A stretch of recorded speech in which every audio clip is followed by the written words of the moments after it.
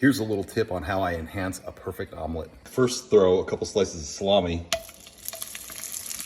right in the pan before I pour the eggs over it. Heat them up a little bit, and then you turn the heat way down. Then you cook your eggs.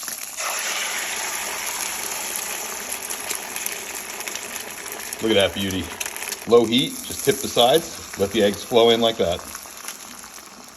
I just flipped it, it's ready, and I'll flip it over again one more time. Look how perfect that came out, so easy. So easy to do, it took like, what, 5 minutes? It's time to chow, 6-egg omelet.